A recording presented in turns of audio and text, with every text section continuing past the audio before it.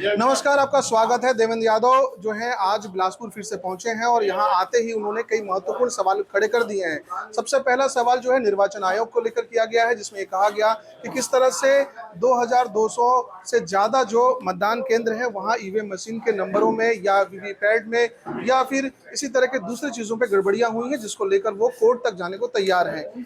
परिणाम आने से पहले देवेंद्र यादव ने सवाल खड़े करने शुरू कर दिए हैं। क्या देवेंद्र यादव अपने हार को जस्टिफाई करना चाहते हैं? देखिए, ऐसा है, ये जो गलतियां हैं ये लोकतंत्र के लिए खतरा है। चुनाव की जीत हार हर परिस्थिति में इन गड़बड़ियों की लड़ाई मैं लड़ूंगा। मैं आपको मीडिया के सामने ये स्पष्ट करना चाहता हूँ।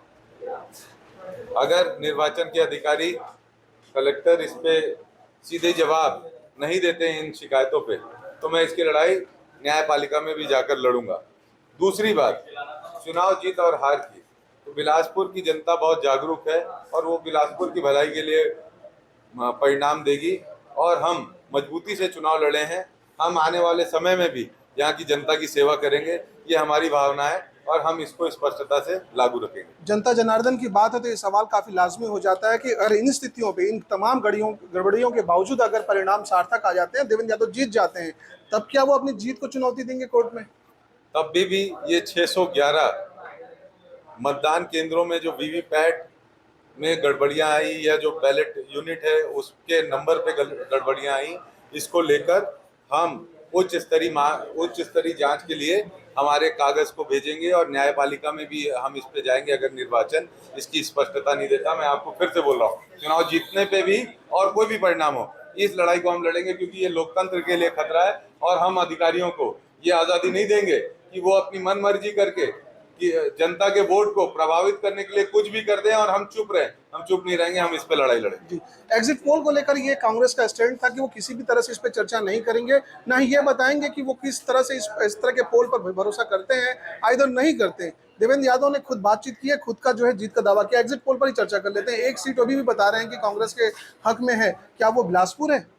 देखिए, बहुत सारे एग्जिट पोल हम लोग देखते हैं और एग्जिट पोल के परिणाम क्या आते हैं, जब रिजल्ट आता है तो समझ अलग रहते हैं। पिछले विधानसभा में देखा था कि किस तरह से पलटी हो गया था पूरा परिणाम। तो मैं बहुत ज्यादा इस पे नहीं कहूंगा, बस इतना कहना चाहता हूँ, एग्जिट पोल के माध्यम से भारतीय जनता पार्टी दूसरे विपक्ष के दलों के कार्यकर्ताओं को का मोरल डाउन करने की कोशिश करती है। इससे हम डरते नहीं, हम इससे और ऊर्जावान होते हैं और अपनी लड़ाई लड़ने के लिए और तैयार रहते हैं। एक एक बारीक विषय पे हमने होमवर्क किया है। हम मतदान की काउंटिंग में गड़बड़ी नहीं होने देंगे। जी, काउंटिंग में गड़बड़ी नहीं होने देंगे। इसके साथ अंतिम सवाल है आपसे। आपके नेता बड़े दावे करते हैं। इससे पहले उन्होंने कहा, भूपेश बघेल ने कहा कि 7 सीटों में जीतेंगे। फिर कल खड़गे जी ने कहा कि 5 सीटों में जीतेंगे। नंबर तो आप भी कहते हैं, लेकिन फिर वो नंबर आते आते ग्राउंड जीरो पे वो जीरो हो जाता है। 295 प्लस सीट का इंडिया गठबंधन का दावा है। मोदी प्रधानमंत्री नहीं बन रहे हैं, देश में एनडीए की सरकार नहीं बन रही है, ये मेरा हम छत्तीसगढ़ स्पेसिफिक बात कर रहे हैं। हम छत्तीसगढ़ में ज्यादा सीटें जीत कर आ रहे हैं भारतीय जनता पार्टी से। कोई नंबर नहीं आ रहा दिमाग में? आप 11 में से आप खुद काउंट कर लीजिए कौन जीतेगा। ज्यादा नंबर क्या होता है? ज्यादा आप बताएंगे, आप भी कैलकुलेशन ज्यादा बेहतर समझते हैं। हम ज्यादा जीत के आएंगे, मैं नंबर्स पे नहीं जाऊंगा। हो सकता है हम 9 जीत के आ जाए, हो सकता है हम 8 जीत के आ जाए, हो सकता है हम 10 जीत के आ जाए। और अगर जनता का बहुत विश्वास पूरी शक्ति पूरा विश्वास मिला है तो हम 11 भी जीत के आ सकते हैं। क्यों नहीं जीत के आ सकते हैं। वो तय जनता को करना है, वो मीडिया को तय नहीं करना, वो भारतीय जनता पार्टी के कार्यकर्ताओं। इतनी गड़बड़ियों में कैसे होगा ये? अभी हम अपनी लड़ाई लड़ रहे हैं, हमें विश्वास है, लोकतंत्र पे विश्वास है, न्यायपालिका पे विश्वास है। हम ये अब वो राज तो है नहीं कि तानाशाही राज है तो इतनी गड़बड़ियां सार्थक होगी। अगर लोकतंत्र है तो गड़बड़ियों का जवाब मिलेगा। माफ कीजिएगा, अंतिम सवाल, इसके बाद हम आपको छोड़ देंगे। ये सुना है कि देवेंद्र यादव अगर चुनाव हार भी जाते हैं तो भी वो बिलासपुर में रहेंगे, एक रेसिडेंशियल अपना बनाएंगे, मतलब मकान खरीदेंगे, कुछ बिजनेस प्लान भी आपके होंगे, तो क्या ये सही है? देखिए, ऐसा है, मैं यहाँ पर अपनी सेवाएं अपना काम करूँगा क्योंकि जनता ने बहुत इसने और आशीर्वाद दिया है और जनता से प्रेम मिला है। तो मैं चाहता हूँ वो रिश्ता जो बना है वो टूटे ना, वो रिश्ता चलता रहे।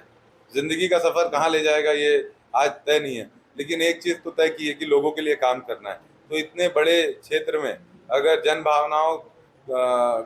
भावनाएं मिली है, लोगों ने स्नेह दिया है, तो उनके साथ रिश्ता बनाए रखना ये मेरी नैतिक जिम्मेदारी है और मैं उस रिश्ते को निभाऊंगा और पूरी ईमानदारी से बिलासपुर लोकसभा के हर क्षेत्र में हर परिस्थिति में मेरे दौरे होंगे और उनकी आवाज़ बनकर दिल्ली हो या प्रदेश हो, हर जगह मैं बोलूंगा और उनके अधिकारों की लड़ाई लड़ूंगा। बिलासपुर में भी रहेंगे जी। जी। तो आप थे देवेंद्र यादव जिन्होंने ये स्पष्ट कर दिया है कि वो बिलासपुर में भी रहेंगे, रेसिडेंशियल लेंगे, कुछ बिजनेस भी करेंगे, हार या जीत के परिणाम उनके लिए मायने नहीं रखते। देवेंद्र यादव की ये दावे जो है कितने यथार्थ में साबित होते हैं ये निकट भविष्य में स्पष्ट होगा। कैमरा पर्सन इम्तियाज के साथ मनीष शरण, छत्तीसगढ़ तक, बिलासपुर।